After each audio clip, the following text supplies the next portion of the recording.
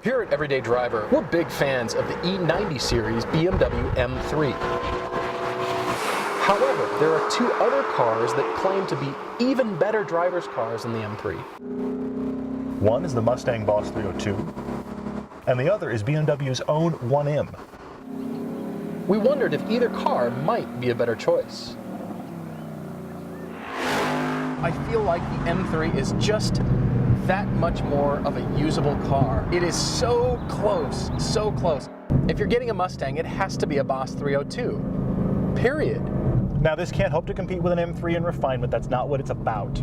But here is a muscle car platform that gives you all the muscle car angry attitude, and yet succeeds in competing with the M3 of all things.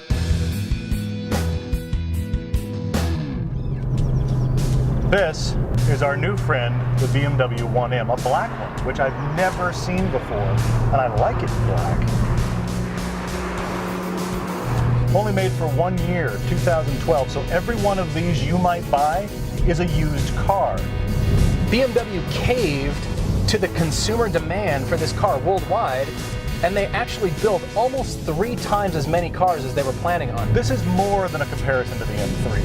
This kind of is an M3, just in different packaging. It has the M3 suspension, it has M3 brakes, it has M3 steering. So then you take the N54 engine, the inline twin turbo motor that makes more torque than the M3 V8, and you stuff it into this little package.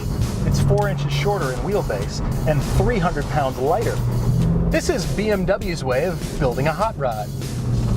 Would I rather have this car over the M3? Well, so far for the driving dynamics, it's pretty amazing. Now, the boost does really come on about 3,000 RPMs, but you can trundle along in traffic and it's got plenty of power. Then when you put your foot in it all the way, it leaps, kind of like you frightened an animal. It just lunges forward. Okay, so the M button is pushed, the throttle response is even sharper. And we're going 90. All of a sudden. The clutch is light, the gearbox is easy, and yet it just fires away when you put your foot to the floor. This engine just wants you to beat the hell out of it. So I shall. This car is quick. Whew. And the brakes are stunning. This has a bit of a mad scientist feel about it. I mean, you can sense that you put the running gear from a longer, faster car into a smaller one. This car feels like it's fresh out of prison, ready to kick your ass and rob a bank.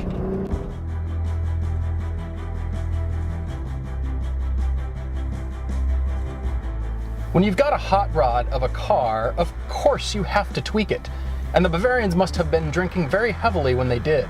The bulging fender flares look like the 1 Series had a very well-executed, expensive boob job. But it had to be done to cover those giant wheels and tires. And strangely, I find the overall look to be the right combination of styling that shouts performance. I kind of feel like it's a bulldog. It's aggressive and muscular and purposeful, but I can't call it pretty. The interior on the 1M, it's not fancy, but it's not Spartan, and they've actually made it look like a more special version of the one by putting in this Alcantara and the contrast red stitching. And of course, plenty of M badges in case you forgot what you're in. The very upright seating position is that strange combination of economy cabin and monster performance. That same phenomenon Mitsubishi Evos and Subaru STIs share. But you're definitely sitting on this car, not down in it. The seats here aren't as aggressive as the Boss 302. But BMW knows how to make a good performance seat and still make it feel luxurious, and these are no exception. The pedals are incredibly light, the shifter's very simple to use, but it isn't as exact as the Boss, and the throws are surprisingly long. If you want a car that's going to really, quite honestly, do everything really well, I can't imagine looking further than the M3, because you can actually take 4 people in this car, and it's such a brilliant driver's car too. BMW M3 is one of those rare cars we both gave 4 stars. That's not very common. Clearly, we like this car. Now, of the 3 cars that we're driving today, the other 2 are lighter. If you can believe that, the BMW M3 is the heaviest of the bunch. Everything about the 1M just feels twitchy, and I mean that in a great way, like an athlete who's just kind of raring to go. It's very light on its feet. The steering rack is amazing, just like it is in the M3, because of course it's the exact same one. This tracks better than some, if not most, mid-engine cars I've driven. This car is that good. It almost feels mid-engine because of the way it plants itself through corners. Of the 3, this is the most nimble. Oh, this steering and balance is fantastic. It really, really wants you to get the back out, but yet it's very controllable. It really gives this car a frenetic sense that the M3 lacks. The M3 feels civilized compared to this car, even in an aggressive setting. This is the car you're going to want to take every single one of your friends for a ride and then scare the hell out of them. You're going to want to just jam through every corner you go through.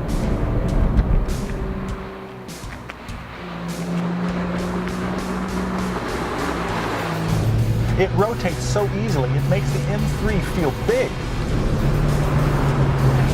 You just feel connected to the tiniest little weight shift.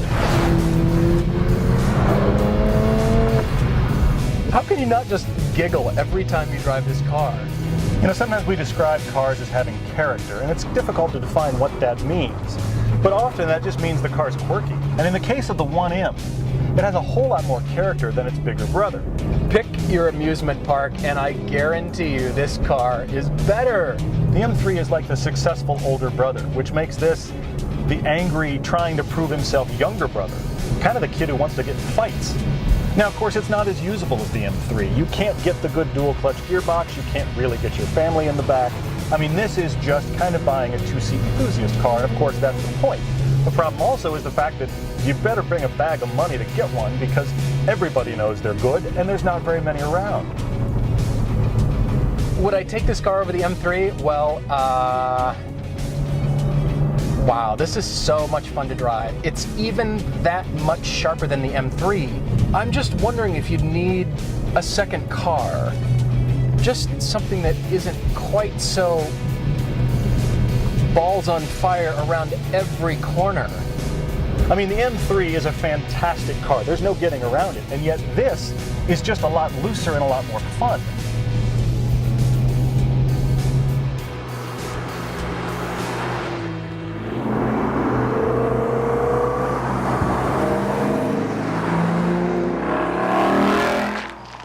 Oh, how we love the M3. Oh, these cars are so aimed at the M3. Well, it is the benchmark, and rightfully so. I love these cars for what they do, the different personalities they bring. I love that. Shockingly different cars here. But that's the question. Would you take either of these 2 cars over an M3? Just said rightfully so. That's where it stays for me. Really? It's amazing. Still the king for you. And yet so close. Yeah, true. So true, close. True. Oh, I'm giving all 3 4-stars. Yeah. 4-star cars. 3 4-star cars sitting here. So give me a 1, 2, 3. Such a close.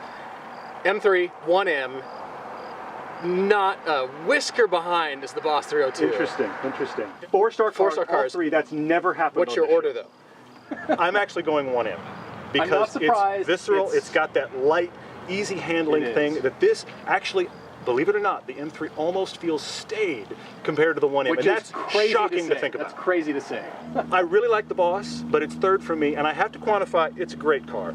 I'm not a big Mustang guy. I'm not a big muscle car guy. We're now talking only personal preference. Yeah. I would take either of these as my car and be a That's the happy thing. boy. I'd happily take the 1M. I'd happily drive the Boss. I'd be fine. We've had a day where we've driven 3 fantastic cars, and our grand conclusion is, today on Everyday Driver, we like them all. They're all great. Fantastic. So. Very controversial. Perfect. What a car. I remember why I fell in love with this car. I may have to buy one.